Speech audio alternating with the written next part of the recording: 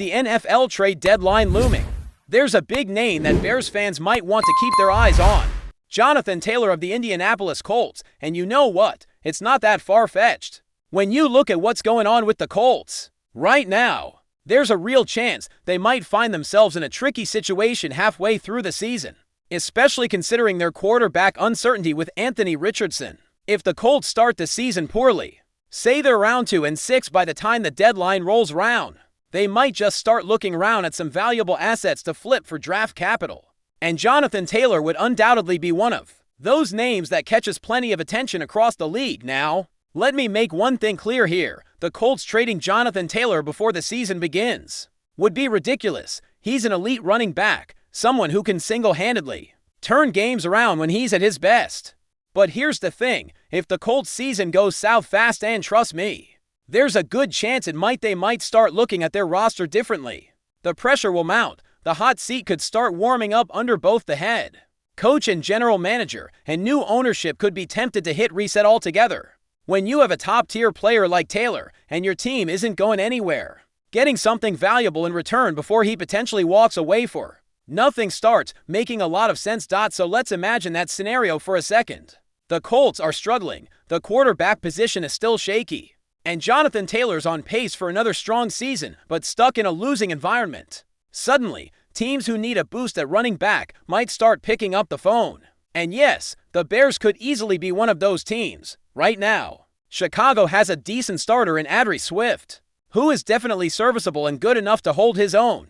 But he isn't one of those game-changing backs you lean on week in, week out. He's not quite elite. He's solid, he's good, but there's clearly a gap between him and the top guys.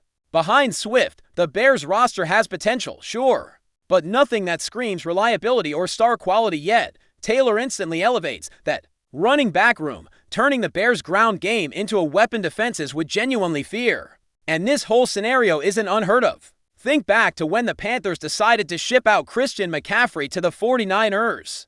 McCaffrey was a premium player coming off some injury-ridden seasons, but once healthy, he reminded everyone exactly why he's considered elite. The Panthers weren't going anywhere that year, so what did they do? They cashed in, getting valuable draft capital to help accelerate a rebuild.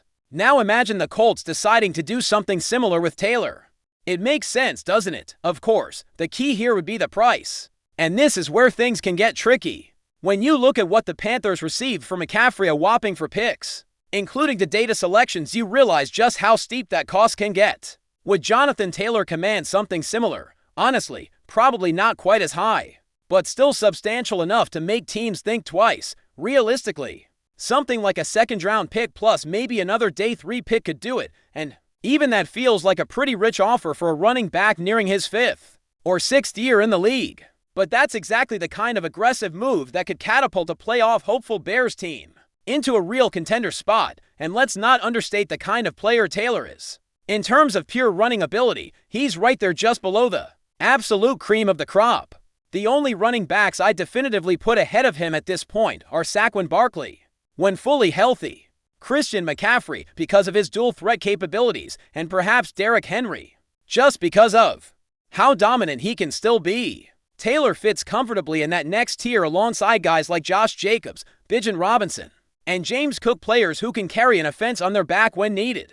While Taylor might not be the most dynamic pass catcher, something that McCaffrey definitely had in his favor that wouldn't really be a huge issue for the Bears. They already have Swift, who's great out of the backfield, providing that change of pace receiving option. Adding Taylor would let each player excel in roles that suit them best, improving the overall functionality and depth of the backfield significantly. But let's circle back to the potential cost again, because that's crucial here. Remember the Tyreek Hill trade from Kansas City to Miami. Sure, Hill has been phenomenal, but Miami gave up 5 draft picks for him. And you always wonder if that cost will eventually feel a bit heavy, especially for a position that's historically replaceable, like wide receiver, let alone running back. Trading multiple high-value picks for Taylor is risky, and as tempting as it might be, the Bears or any other interested team need to tread carefully here. Jonathan Taylor is great, yes, but he probably isn't quite at the peak McCaffrey level that justified that kind of haul a few seasons ago. Still, let's say Chicago is looking competitive midway through the year, maybe around 4-3 or 5-3. They've got a promising roster. They're feeling good about their playoff chances. But the run game is a bit inconsistent. Would they pull the trigger and make a blockbuster move to land a proven stud like Taylor? They certainly could, and it might even be the best thing for them, but they'd have to be smart. A second-rounder plus maybe a fifth-round pick might be as far as you'd want to stretch, without crossing the line into overly aggressive territory. But what about you guys? Would you do that deal? Or is the cost simply too high, even for a talent as enticing as Jonathan Taylor? For me personally, a second and a fifth sounds about right. Not cheap, certainly not a steal, but fair. Anything higher feels a bit too risky given the nature of the running back position, injuries, and the shelf life issues we all know exist.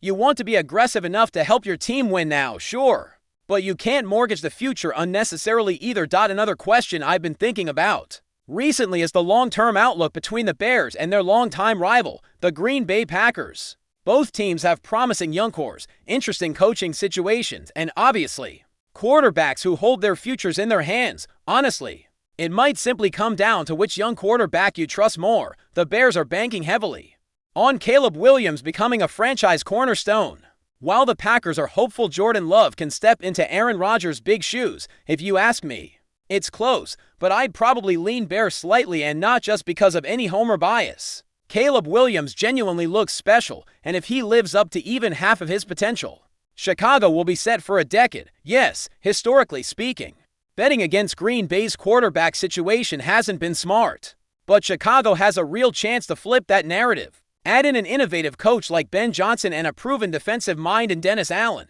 and you start to see the Bears shaping up nicely for years to come. And speaking of potential dark horses on this Bears roster, keep your eyes open during training camp for guys who aren't exactly household names yet. Safety Major Burns, undrafted but full of potential, is a one player to monitor closely. Defensive ends like Xavier Carlton or Jeremy Robinson also have a legitimate shot at making the roster given the team's current depth issues at that spot. Even at receiver, guys like John Walker or J.P. Richardson might carve out roles, especially Richardson, given his punch-returning skills. There's always a surprise or two who earns a spot purely by sheer grit during preseason action.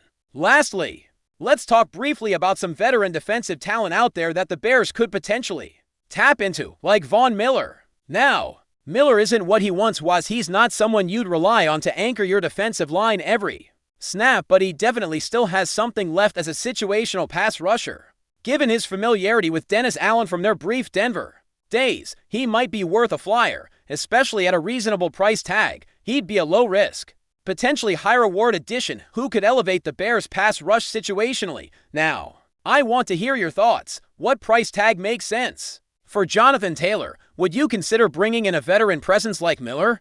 Let me know below, because trade season is heating up, and this is when things get really interesting. Before we continue, don't forget to subscribe to our channel and give this video a like.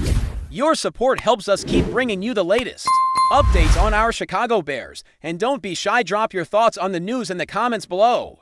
Whispers are spreading through the NFL world after a shocking development involving the Chicago Bears. Rumors suggest that head coach Ben Johnson has reportedly taken the drastic step of removing cornerback KYLER Gordon from the team following a controversial incident. While official statements remain scarce, insiders hint at tensions running high behind the scenes, leaving fans and analysts buzzing about what could have triggered such a severe move. KYLER Gordon, a promising defensive back known for his agility and playmaking ability, has been an integral part of the Bears' secondary. His sudden exit, if confirmed, would mark a major shakeup for the team's defense, raising questions about the internal dynamics within the squad. The nature of the so-called controversial action linked to Gordon hasn't been fully disclosed, fueling speculation across social media and sports forums. Some sources hint at a disagreement with coaching staff or disciplinary issues, while others suggest a clash of personalities or differing visions for the team's future. Ben Johnson, relatively new in his role as head coach, is reportedly determined to establish firm control over the locker room and enforce discipline to reshape the Bears into contenders. This rumored expulsion could be part of a broader strategy to send a clear message about accountability, but it also risks unsettling team chemistry at a crucial moment in the season. Fans are divided. Some applaud Johnson's no-nonsense approach, while others worry that losing a key player like Gordon might undermine the defense's stability, adding fuel to the fire. Insiders claim that discussions about Gordon's status were heated and involved multiple meetings, suggesting this wasn't a rash decision, but rather a culmination of ongoing issues. If true, it indicates a tense atmosphere within the Bears camp that could impact upcoming games and player morale. Meanwhile, the league and media are closely watching for any official confirmation or clarification, aware that such moves often have ripple effects beyond the immediate roster changes. As this story develops, the question remains, will the Bears manage to navigate this turbulent chapter without losing momentum? Or is this the beginning of a deeper internal crisis that could shape their season? For now, all eyes are on Ben Johnson and Kyler Gordon as the NFL community waits to see how this controversy will unfold and what it means for the future of the Bears. That's it for this update. If you enjoyed the video and want to stay updated with exclusive news about our Chicago Bears, be sure to subscribe to our channel and hit that like button. We can't wait to hear your thoughts in the comments. See you in the next video.